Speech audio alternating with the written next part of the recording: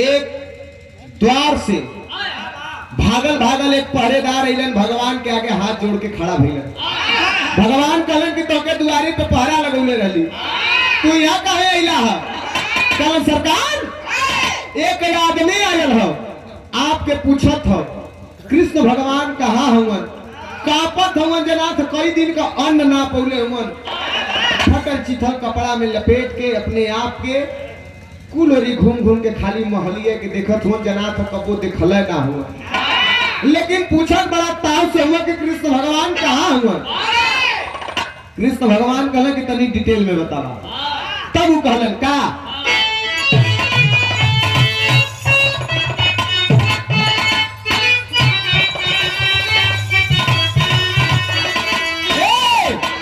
कि अरे पौआ पनहिया अरे माथे पगड़िया। सरकार ना तो सिर ना तो पैर में चप्पल हो और ना तो सिर पे पगड़ी हो, लेकिन बड़ा ताव से पूछत हुआ कि कृष्ण भगवान कहाँ हुआ। कल बतावा बतावा क्या कहा पहले पौआ पनहिया न माथे पगड़िया।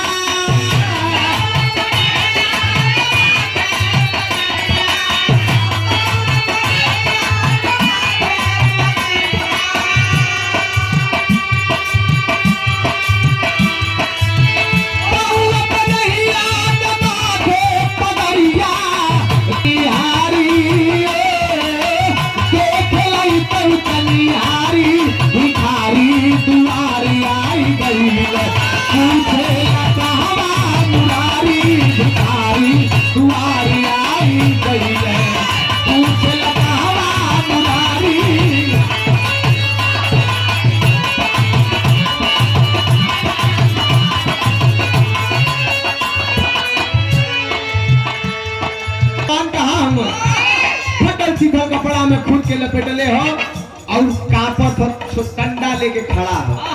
भगवान कहला हमके पूछ ले नाम पूछला हो, कहला हाँ पूछली है, का नाम हो तब बतावे तुमन यह कहलन न मामा बतावे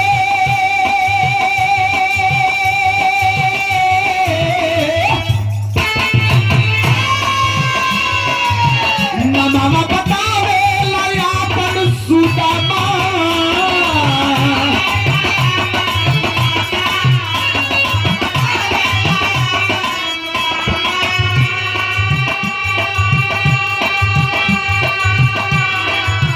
सुनत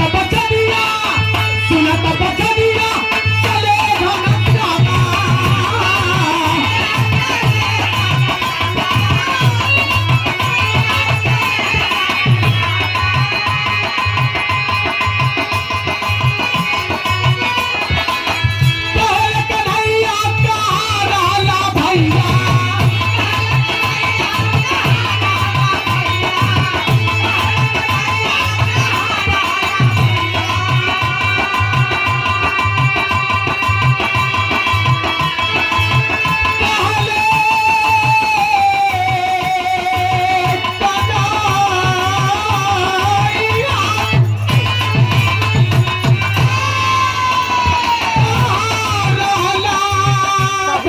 सो जाता तो दूसर के मित्र से कहिए कि 3800 रुपया रनिंग हो चले क्या तो चला नहीं दूसर गाड़ी चला चला, लेकिन महल के अंदर कैसे लेके आवत हूँ भिखारी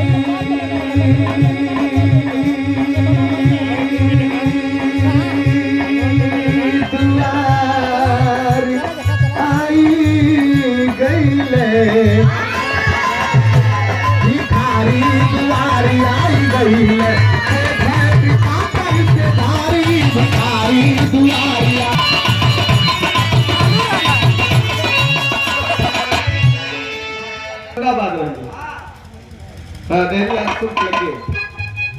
भैया सुदामा जी के लिए आए के महल के अंदर बैठौले और अपने आसन पे बैठौले।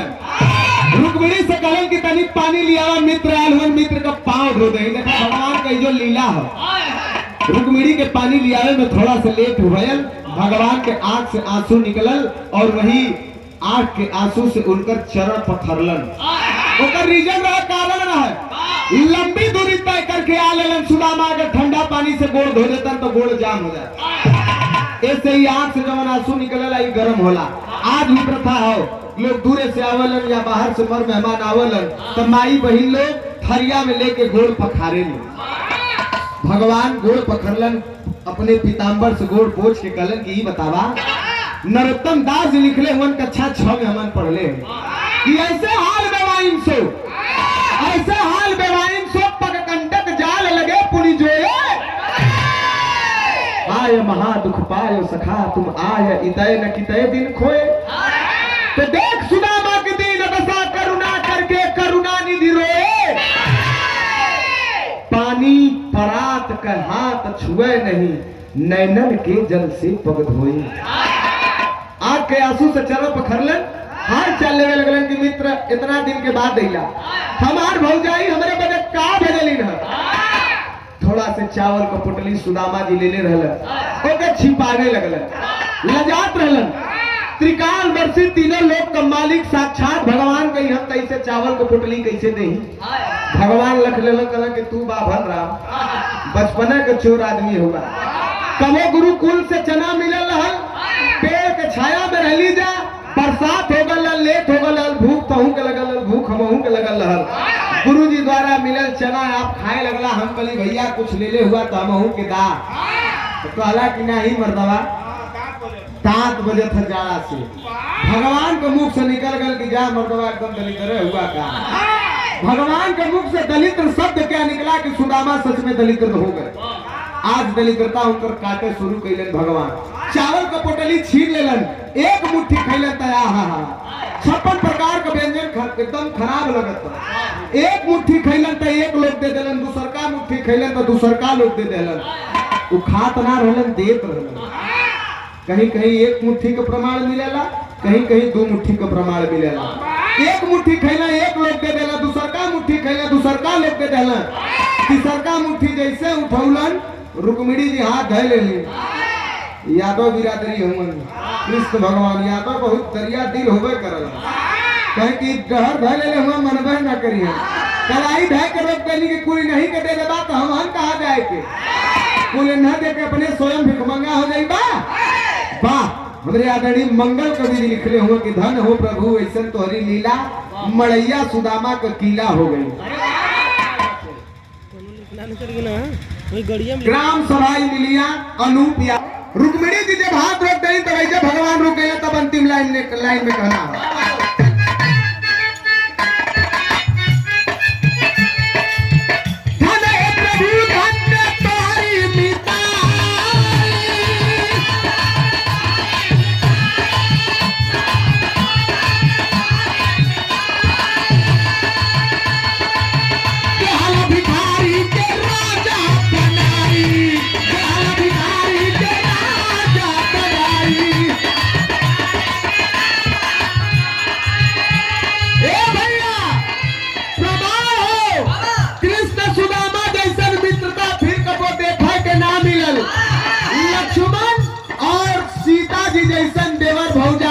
रिश्ता देखा के ना मिलल।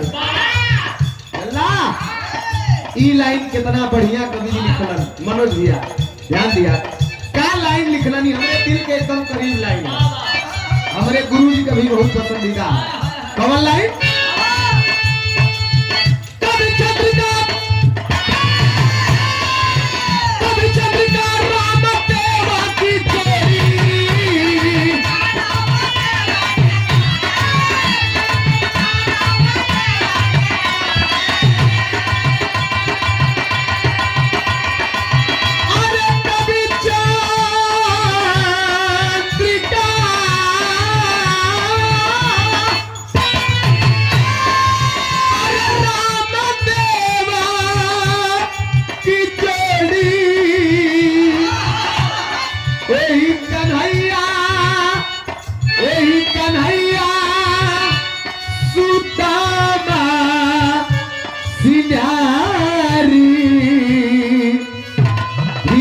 भिखारी दुआरी आई गईले।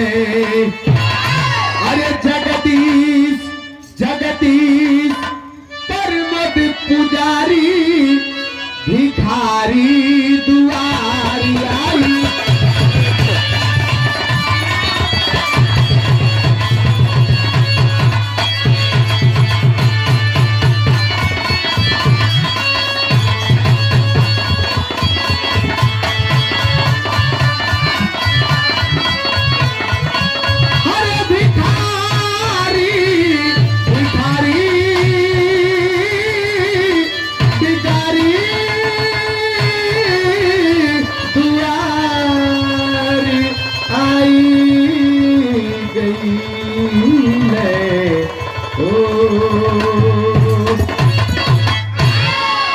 बहुत बहुत धन्यवाद। गलतियों को क्षमा